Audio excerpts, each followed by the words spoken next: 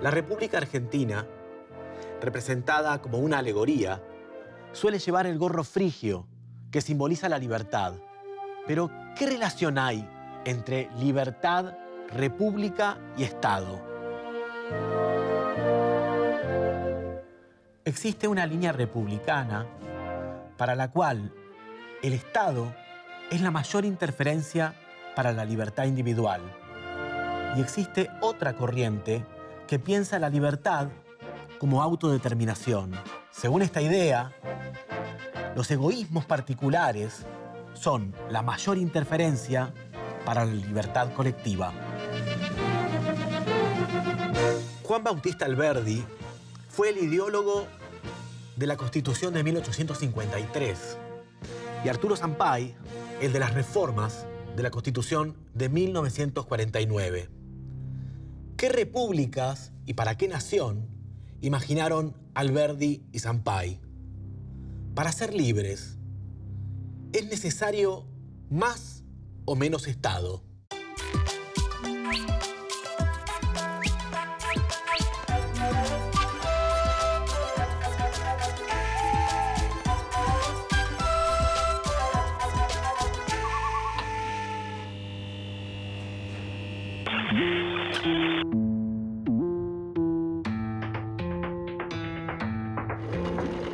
En la modernidad conviven dos ideas de república. La liberal, inspirada en las ideas de Montesquieu, cuyo objetivo principal es preservar al pueblo del ejercicio arbitrario del poder. Según esta idea de república, la libertad es la capacidad de hacer todo aquello que la ley no prohíbe.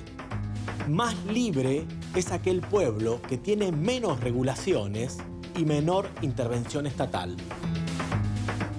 Otra forma de republicanismo es el democrático, cuyo máximo referente es el pensamiento de Rousseau, que entiende la libertad como potencia de un pueblo para autodeterminarse, es decir, para darse sus propias leyes. Lo que amenaza a la libertad colectiva y al bien común no es el Estado, sino los intereses privados. La Argentina se definió desde un comienzo como un país republicano, pero ¿cuál es el modelo republicano de nuestro país?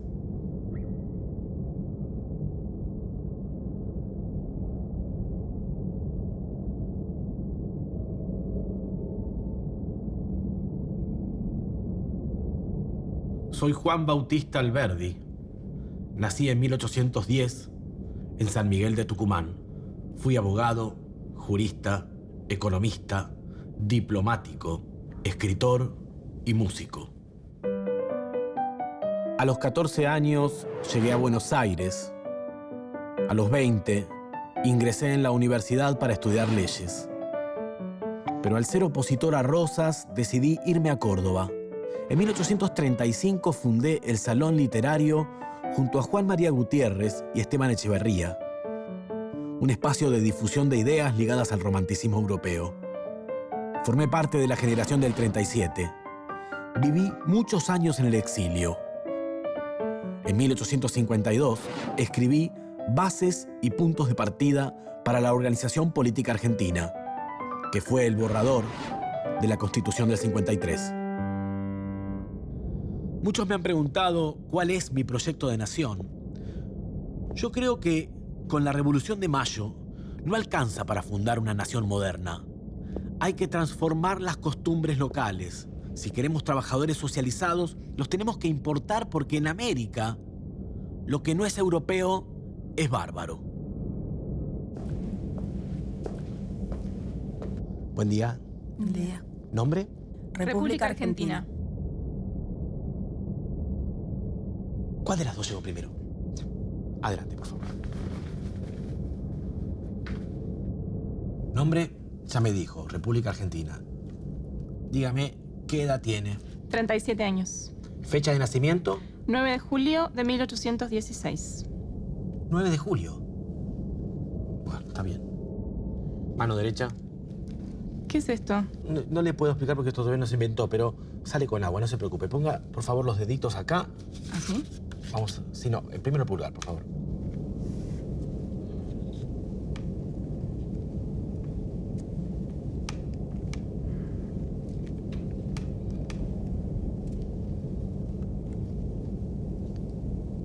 Todos los dedos, ¿eh? Bueno. Le voy a hacer un test psicológico. ¿Un qué? Un test psicológico. Dígame, ¿qué ve aquí? Veo un desierto. Un desierto. Sí. Veo un gran desierto pampeano lleno de inmigrantes rubios trayendo sus costumbres europeas. Claro.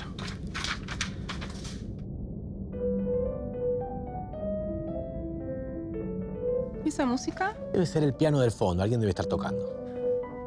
Es un minué. ¿Usted baila? No, yo no. Quizá después se encuentra con el compositor, ¿eh? A ver, diga whisky. Quietita, por favor, ¿eh? Disculpe, prefiero no sonreír. Bien. ¿Juan Bautista Alberdi? No me diga que usted también es músico. Yo no diría tanto. En realidad, compuse algunas piezas para el esparcimiento. ¿Me permite?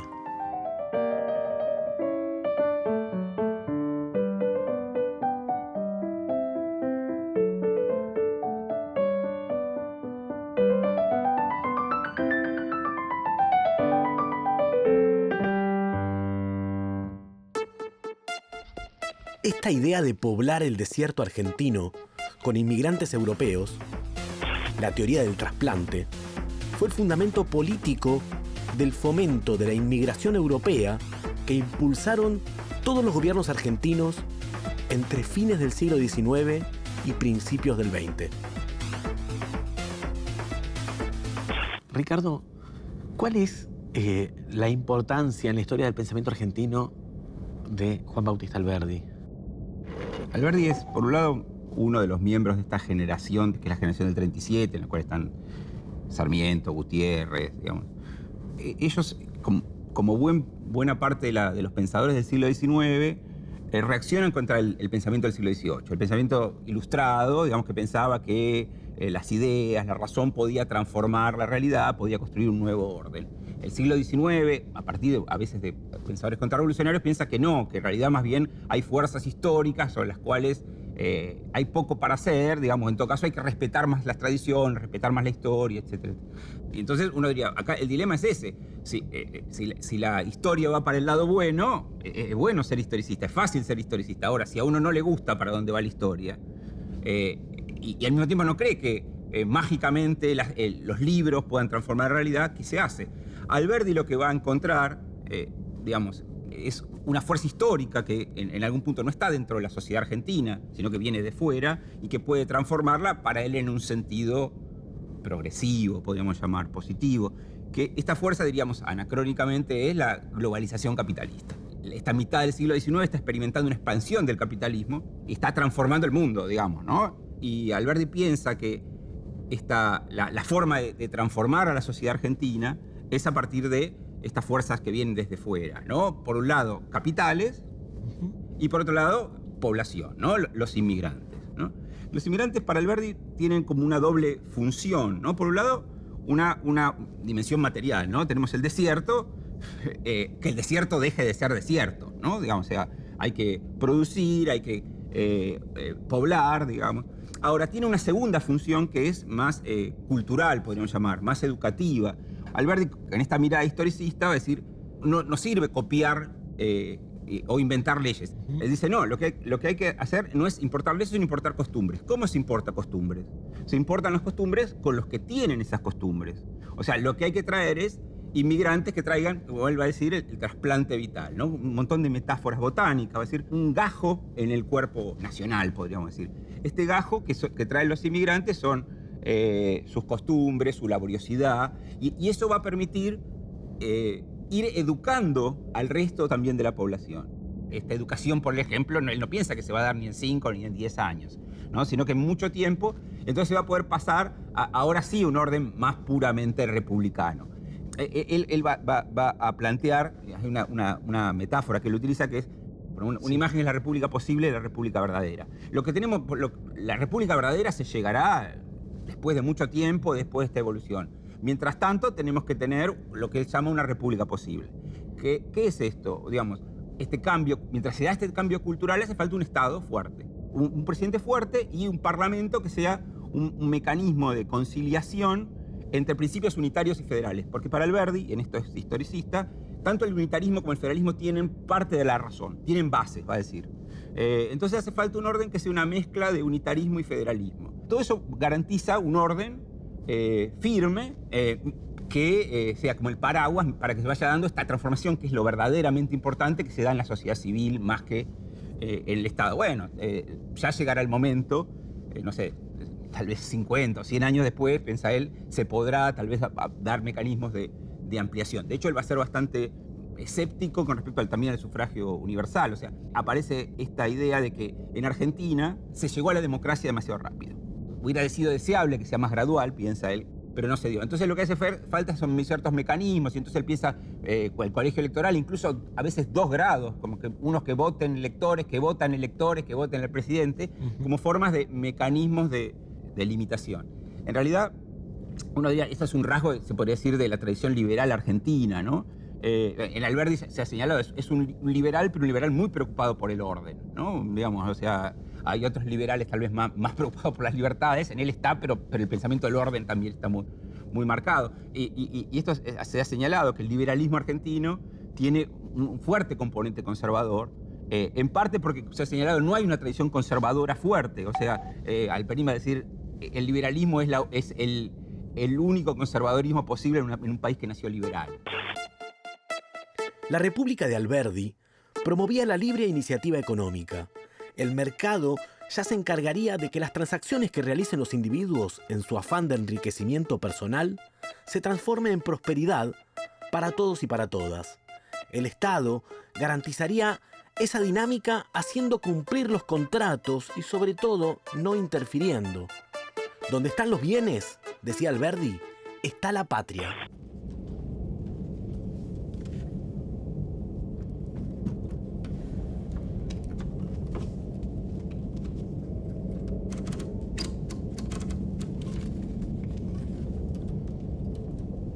Siguiente. Permiso. Por favor. Disculpe la demora. No. Tome asiento. Su nombre me dijo en la República Argentina. Así es. Está bien. Edad. 133 años. Se mantiene bastante bien. ¿Cómo hace? El trabajo dignifica. Ah, ya entiendo, claro. Está bien. Fecha de nacimiento. 9 de julio de 1816. 9 de julio. Es la misma fecha de la otra. No me digas, son hermanas. ¿Por qué no? ¿Usted no tiene un familiar que piense diferente? Sí, tiene razón, lo tengo. Vamos a tocar el pianito. Permítame, por favor, la mano derecha. El pulgar.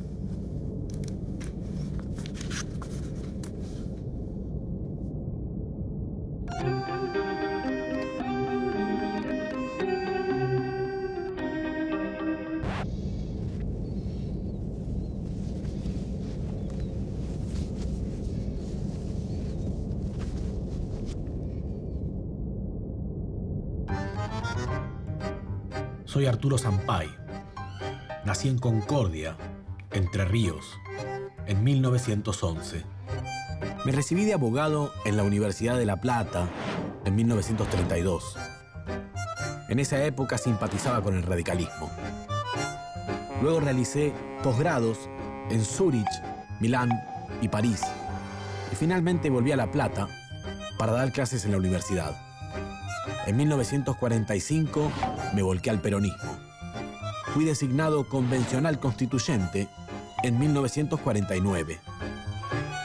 Siempre pensé que el principio de no interferencia del Estado, dejando todo en manos del libre mercado, es en realidad una intervención en favor de los poderosos. Y que la justicia social debe ser el principal objetivo de una constitución. El acento está marcado precisamente hacia el pueblo, y dentro del pueblo a la clase trabajadora.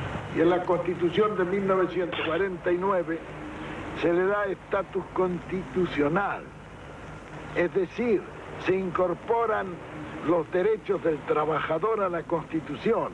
Esto que aparentemente no tendría gran importancia, tiene una importancia decisiva, porque al establecer en la Constitución que el obrero tiene derecho a organizarse para la defensa de sus intereses profesionales, ya no puede considerarse como una asociación ilícita.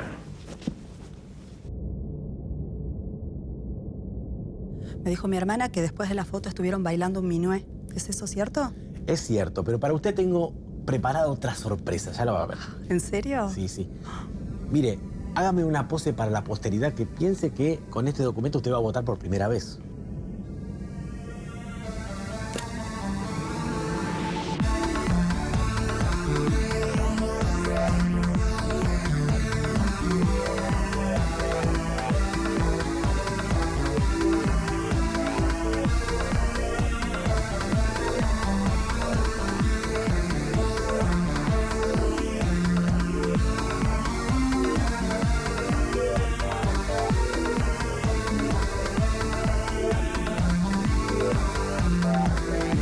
Casi 100 años después de la sanción de la Constitución de 1853, se produjo la primera reforma constitucional importante.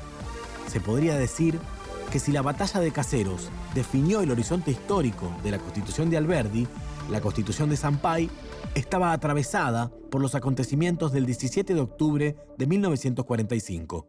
Por eso, la Constitución ideada por Sampaio fue denominada, sobre todo por sus críticos, la Constitución peronista, por la forma en la que buscó sintetizar el sentir de una época. Es imposible de entender la historia nacional sin pensar el 17 de octubre. Yo creo que no es solo una fecha de los peronistas, sino que debería ser una fecha de la nación. El 17 de octubre es la emergencia del pueblo manifestándose y no manifestándose contra el Estado, como solía hacerlo, sino un pueblo que empieza a manifestarse porque ese Estado se convierta en expresión de sus propios anhelos, en expresión de su propia liberación.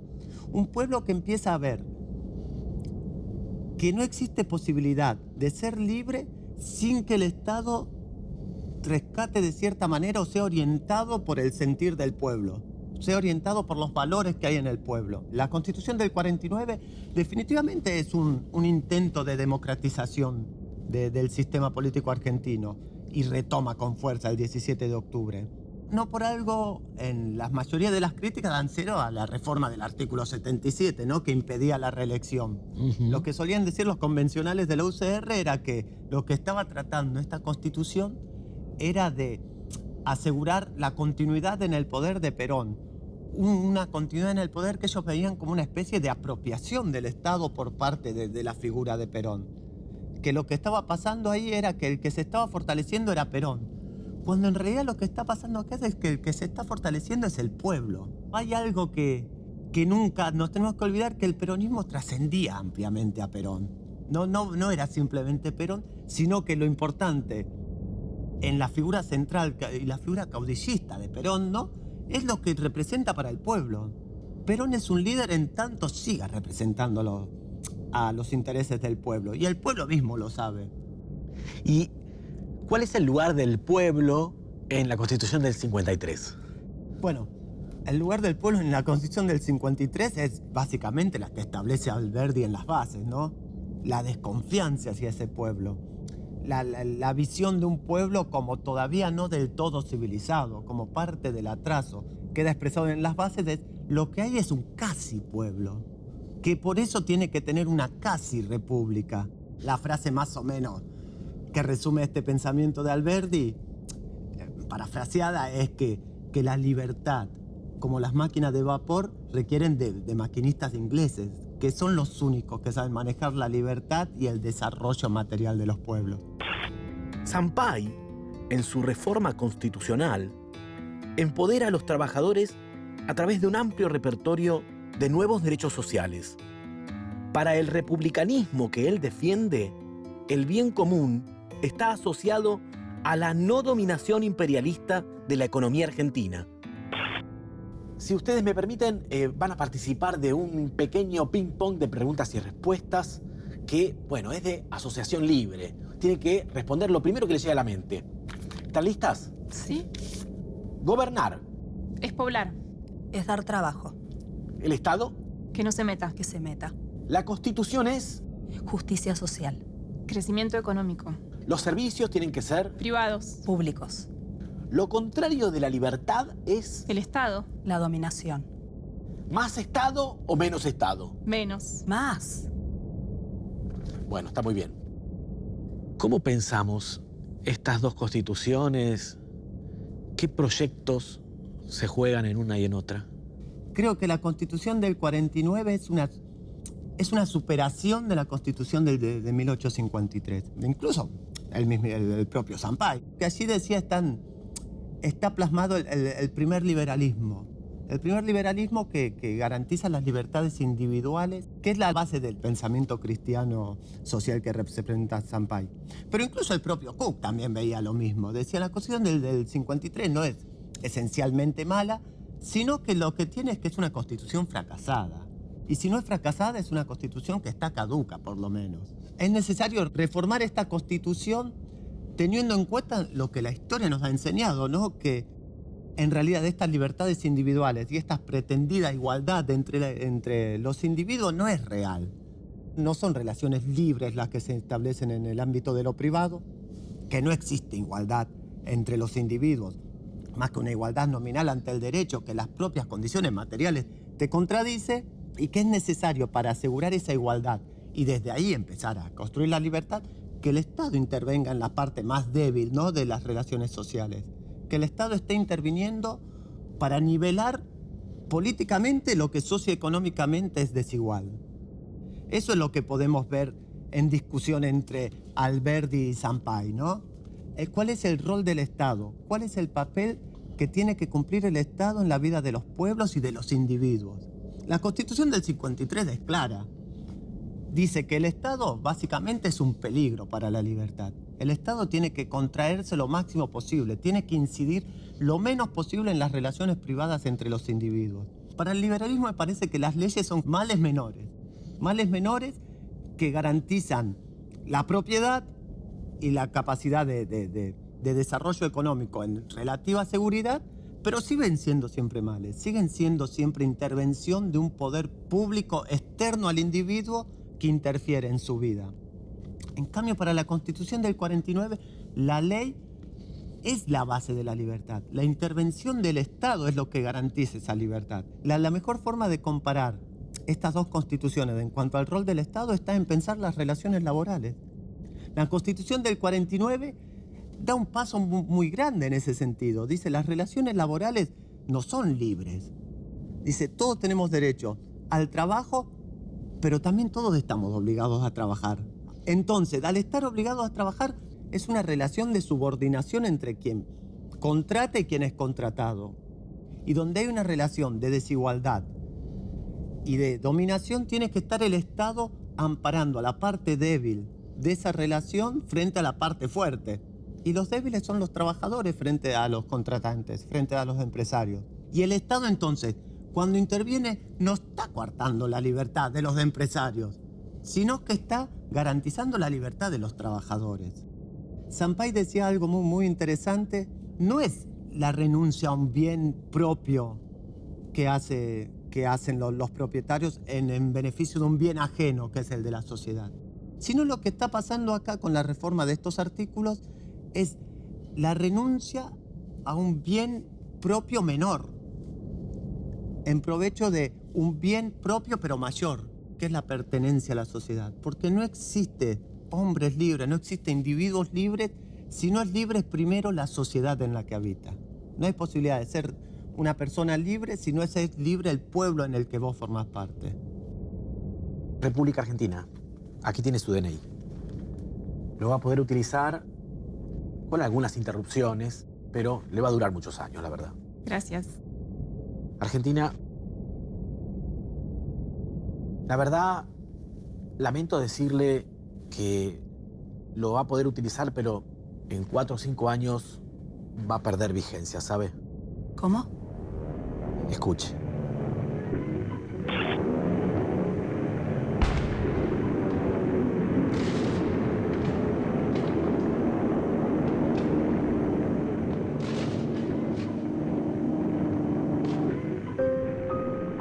Las reformas de Arturo Sampay a la Constitución Nacional lograron traducir el protagonismo que comenzaron a tener las clases trabajadoras a partir de los gobiernos de Juan Domingo Perón.